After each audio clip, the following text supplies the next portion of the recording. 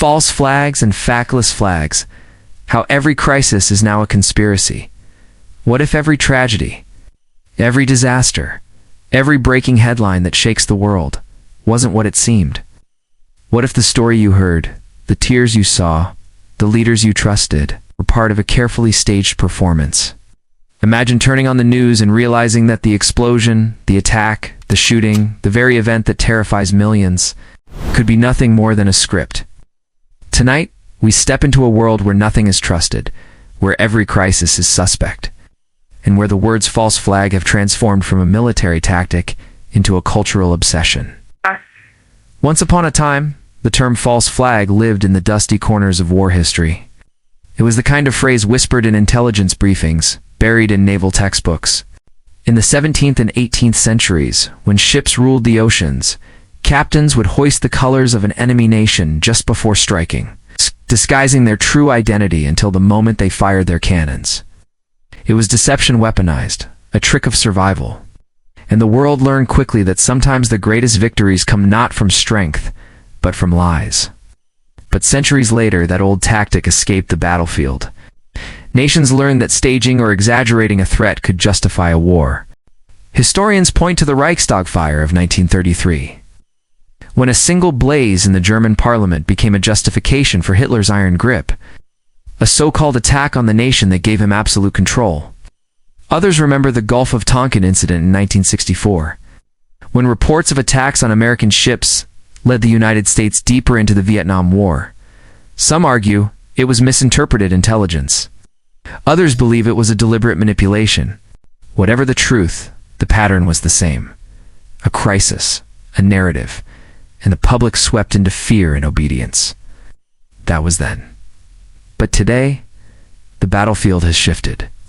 In 2025, you don't need ships, soldiers, or secret intelligence reports.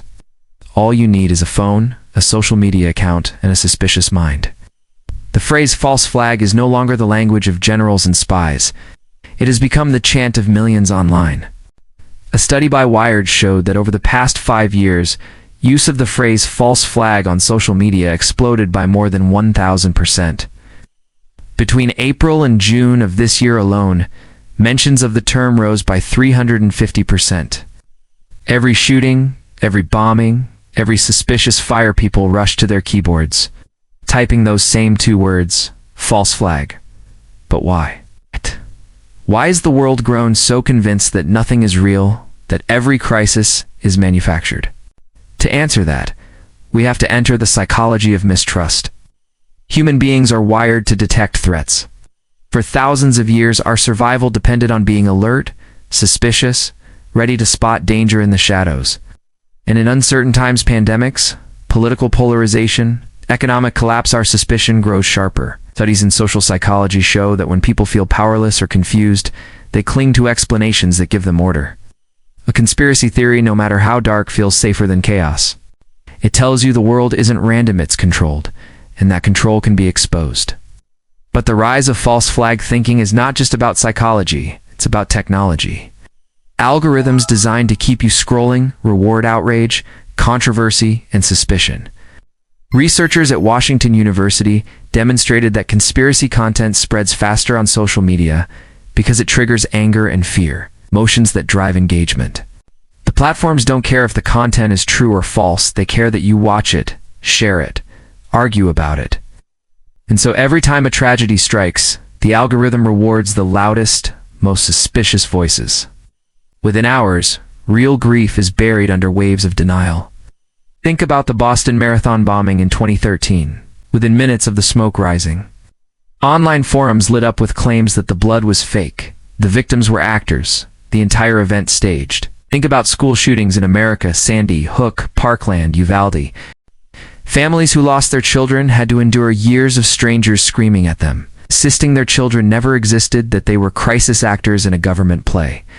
The pain of losing a child was magnified by the cruelty of being told it was all a lie. Globally, the same phenomenon spreads. In India, conspiracies about staged attacks circulate after bombings. In Europe, false flag accusations erupt after terror events or migrant violence. In Africa, Coups and uprisings are often dismissed as manufactured by foreign powers. The suspicion is universal, and it grows stronger with every crisis. But here's the paradox. Some false flags have been real. Operation Northwoods in the 1960s, declassified documents revealed. U.S. officials once proposed staging fake terrorist attacks to justify military action against Cuba. The plan was never executed, but the fact it existed proved that deception wasn't just theory, it was policy. Stories like this blur the line between fact and fantasy. If governments once plotted such schemes, how can the public be sure they aren't doing it now? And so we spiral. Every genuine tragedy is doubted. Every headline is dissected. Every grieving face is accused of being a paid actor. And in that spiral, something profound is happening.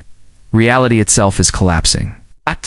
A world where nothing is trusted becomes a world where anything can be believed. Psychologists call this the crisis of epistemic trust, the collapse of our ability to believe in shared truth.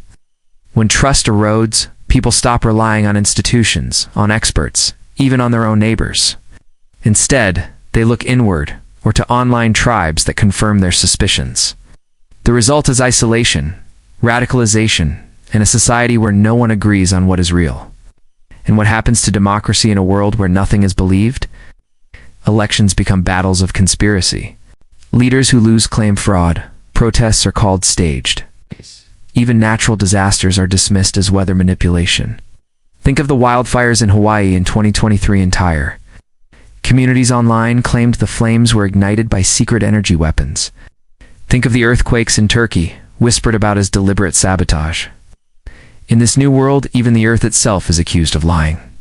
But the deeper truth lies not just in mistrusted, lies in identity. Believing in false flag narratives makes people feel powerful.